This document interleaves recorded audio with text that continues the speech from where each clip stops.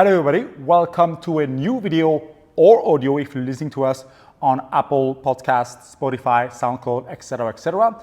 My name is Mehmet from Memli Coffee Lab, and today we are going to talk about palate training.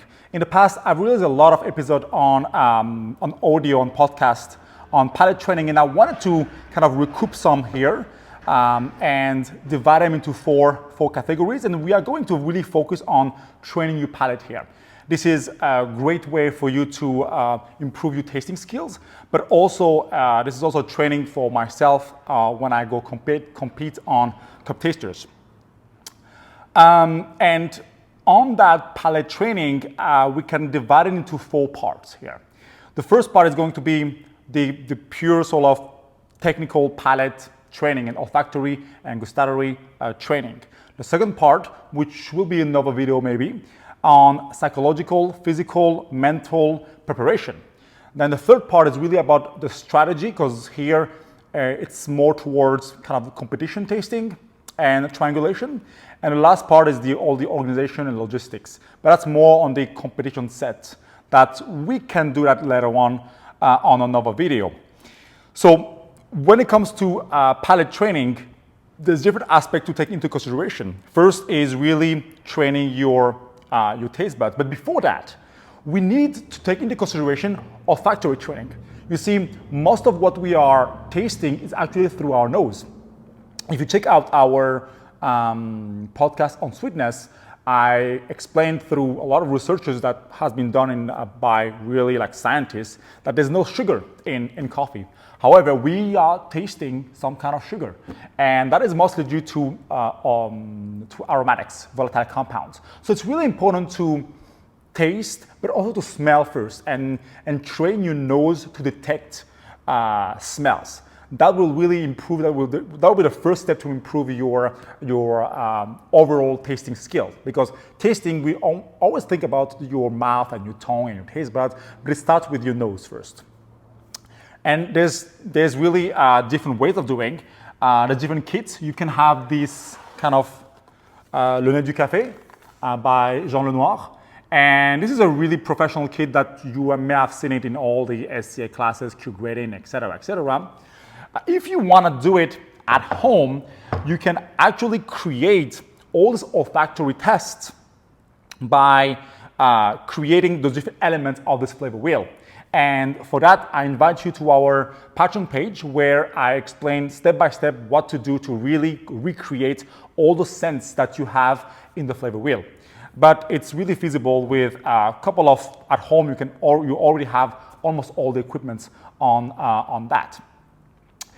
And then once you really train your nose, it's really important to kind of always get back to it regularly until it stays in your memory. That's really the episodic memory aspect of it. And so the olfactory part is really based on memory, and that's really important to know, because it's based on obviously who you are, your background, your diet, your age, your gender. All those things that I explain on my podcast impact how you smell things. But always kind of train your nose first. And now we're going to talk a little bit more about palate training and kind of tasting and triangulation, etc.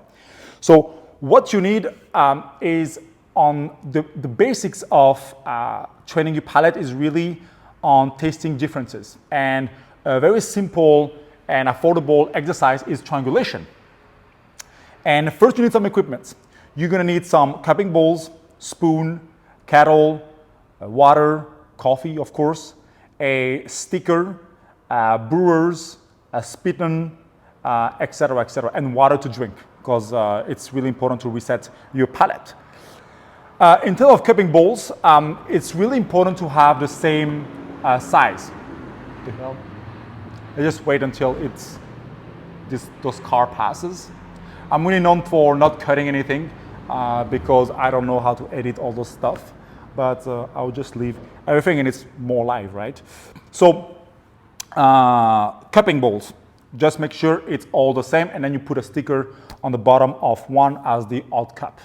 And for brewers, we have three main, I will say, categories, right? If you can do batch brews, with a Mocha Master, for example, on the airport, that's ideal because that's also in competition. That's what they are using. They're using like a batch brewer. I'm not sure which brand. It changes based on the sponsor, but it's a batch brewer basically. If you can't, what you can use is, if I have it here, is a clever dripper or higher switch. Having an immersion brew and then a sort of drip will allow an even sort of saturation of the grounds and a more even and same extraction. The thing with pour over and like V60s and Kalita waves, etc., is that we humans are really bad in reproducing the same pouring pattern. So that's why sometimes you may detect the difference between two brews, but maybe it's the difference in how you brew it, right? Instead of the difference in the coffee. So that's why it's always good to have some things a little bit more sort of easy, either with automatic, like a batch brewer, or a immersion brew, like a Hario switch, or a clever dripper. And then the key here is to have two different coffees and put them in a triangle, like two the same, one different, and increase the difficulty, right? The first step is different origins. And everyone in my workshop, for example, they're able to taste the difference between 3 different origins. So that's really the first step, is to have the same roast profile, or roast, I would say, style, more so, more roast color, and different origins. Typically, you can just pick 3 different coffees anywhere from the same roaster, and you should have like a good triangulation test here, or 2 different coffees, sorry. Second is different processes. Once again, in my workshop, everyone can tell the difference between a washed and a natural process. So if you have the opportunity to see or to buy the same coffee but washed and natural, you can really taste the difference by doing a triangulation. Then we have the different varieties. And that's a little bit harder to get, where you can get like the same process, but 2 varieties. Namely, for example, the difference between a SL28 and a Caturra, for example, is quite huge. And you can really, really taste the difference. But the more they are closely related, let's say I don't know, maybe SL28 and SL34, that can be a little bit harder, or a Kurume and a Dega, which are both heirloom varieties, are actually extremely hard to differentiate. So on and so on. If you have some money, a Geisha and a Geisha 1931 as well. Then we have the roast. And here, it's not really about having a light versus a dark roast. That's kind of obvious, but you want to get a little bit closer. And what we do is to have like a filter versus an espresso roast. My espresso roast, the way I roast it, is only by adding 20 seconds to the development time. That's it. I keep everything the same. That's just to kind of mute down the acidity. But on a curbing table, it can be hard sometimes to pick it out. So first origin, then process, then variety, then the roast profile. And the shorter the difference in time, the harder it will be.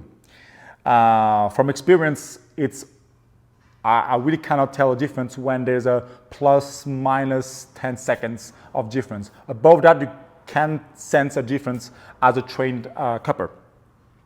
Then you have a different region of the same country, which I found quite interesting. I thought that would be easy, but it's like more in a medium level, where here, if you take, let's say, a Sidama versus a Guji from the same origin, the same process, same varieties, that can be a little bit harder, mostly because coffee is hot. As it cools down, it will be a little bit easier to pick out those differences.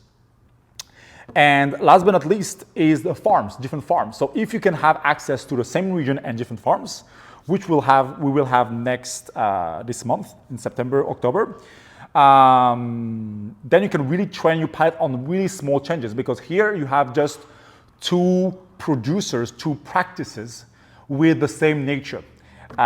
If you have the same variety, the same process, the same roast, which is really, really hard to pick out. And then you can start doing blends. So how do you do blends? You take basically 1 coffee, you put everywhere, but on the 3rd cup, on the odd cup, you put 50% of that coffee A and 50% of coffee B. And then you have to taste the difference, basically which coffee has been tinted with the coffee B. And then you can decrease that amount by 60-40 and then 80-20, which is quite hard, right? Imagine 100% Yuga-Chef, 100% Yuga-Chefe, and then 80% Yuga-Chefe with 20% Guji. This is actually quite hard and intense. So get your equipment. So first we talk about olfactory, train your nose on a regular basis, almost every week, just to smell things and guess what it is. That's why those kits are quite nice. Then all the equipment that I've listed, you just need really equal amount of bowls, coffee, at least 2 coffee, water, cupping spoon, speed on, etc., for all the details about which spoons and what speed on and what water. Those are things we discuss in our Patreon page and also in the third part, which is more about the strategy during competition. But at home or when you're training your palate, it really doesn't matter.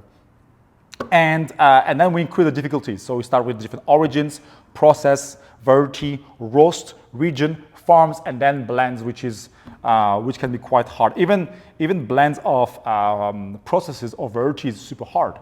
Like a 80%, like a 100% washed and an 80% washed, 20% natural, depending on how clean the natural is, can be quite difficult to pick.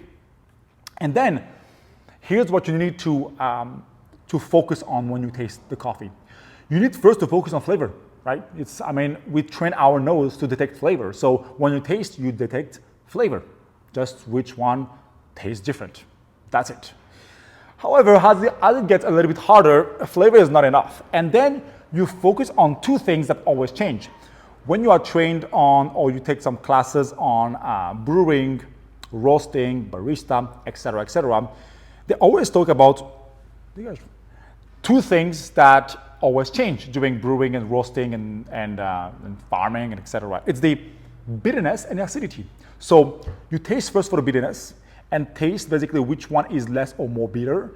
And then if you really cannot tell, then you look at a little bit at acidity. Why? Because bitterness is danger, is because of neurotoxins in a food or in a coffee that makes our body alert. And through thousands of years, we've been trained, our DNA, our brain has been trained to detect neurotoxins, to detect danger. That's why we detect bitterness 1,000 times, I think, more than sweetness. Because sweetness is just pleasure. And sugar has been discovered, not sure exactly, maybe 13th, 14th, 15th century. Acidity, same thing. It's spoiled food. Or it's unripe food, which is harmful for our body. So we detect acidity a little bit more.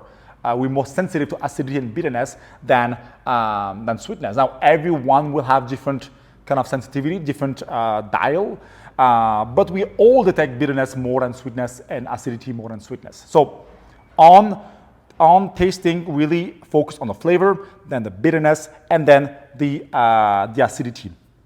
Then there's also other techniques, such as mental mapping and memory techniques, which we'll explore a little bit more in our Patreon. In these videos, I just wanted to introduce the basic concepts that you can apply at home to really train your palate on a weekly basis to taste better coffee, basically, and buy the coffee that you like, or brew the coffee that you like, or even roast the coffee that you like. The idea is really to have a better coffee at the end of the day, right? This little fly. And in the second part, we will talk more about the psychological, mental preparation. Then if you're interested, just let me know. We can talk about the strategy on stage, and then organization, logistic, etc., etc. Thank you very much for this first video. Don't forget to share with your friends and people who might be interested in palate training. And see you next time for more videos about tasting, brewing. I still don't know what we're going to talk about. It's on the go, no cut, just pure life. Au revoir.